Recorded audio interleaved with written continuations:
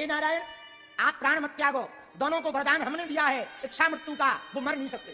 विष्णु भगवान बोले तो हम बेफिजूली में 5000 साल तक लड़ते रहे, जब उन्हें मरना ही नहीं है। अच्छा कोई आदमी अपने मन से थोड़ी विचार करेगा कि हम मर जाए, आपने तो बड़ी गड़बड़ी कर दी माता।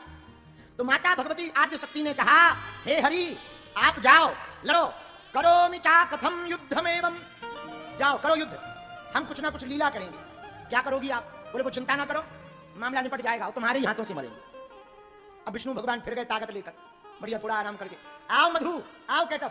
दोनों से भगवान श्री हरि फिर से लड़ने लगे, और जैसे ही लड़ने लगे तो भगवती ने एक बड़ा अद्भुत उपाय किया, पराम्बा देवी ने बड़ा प्यारा उपाय किया। भगवती ने दिव्य रूप बना लिया, इतना दिव्य रूप बनाया भगवती पराम्बा ने कि भगवती के रूप को देख करके दोनों दैत्य मोहित हो गए।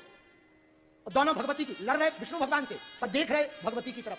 भगवती जी मुस्कुरा रही, आहा अच्छा इन दोनों को लगा कि हम बहुत सुंदर हैं, इसलिए तो ये देख रही देवी जी हमें, लगता हम बहुत सुंदर हैं इसलिए देवी जी हमें देख रही। सो दोनों और बढ़िया बॉडी ऐसी कर करके आओ विष्णु भगवान से और लड़े, आओ आओ आओ और लड़े, एक बैठ जाए फिर दूसरा बढ़िया बॉडी दिखा के बढ़िया बाल ठीक ठाक करके आओ आओ।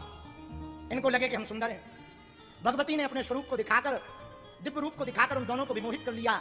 जब दोनों को मोहित किया, बातों में फंसा लिया, तो भगवान विष्णु से भगवती ने इशारे में कहा अब इनसे वरदान मांगो। और पहली बार भगवान विष्णु देने वाले वरदान है, पर पहली बार नारायण को भी वरदान मांगना पड़ा। बोले भैया हम कुछ मांगे तुम दोगे? बोले हम बलशाली हैं, मांग लो। भगवान विष्णु पहले बोले एक काम करो, दोनों की लड़ाई देखकर हम बहुत प्रसन्न हुए, तुम मांगो।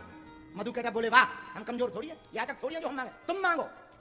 विष्णु भगवान बोले वचन दो। बोले वचन दिया, जो मांगोगे सो देंगे। विष्णु भगवान बोले हमें यही वरदान दो कि तुम दोनों हमारे हाथ से मर जाओ, तुम दोनों हमारे हाथ से मर जाओ। भगवती ने जैसे ही मुस्कुराया दोनों भूल गए, दोनों ने हाँ कह दिया हम तुम्हारे हाथों से मरेंगे। बाद में ध्यान आया कि न जाने क्या कह दिया। दोनों चतुर तो थे ही। बोले सुनो मरेंगे तो आपके ही हाथों से, पर एक वचन आपको भी देना पड़ेगा। बोले कहो।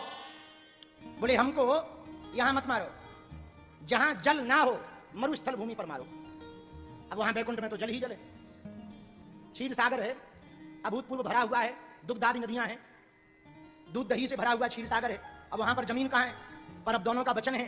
तो भगवान श्री हरि ने अपनी जंघा को बड़ा किया और उनसे कहा कि आओ लेट जाओ। जंघा पर लिटाकर भगवान ने चक्र सुदर्शन को छोड़ा और दोनों के गर्दन को काट दिया। बोलो पराम्बा मातेश्वरी की जय हो।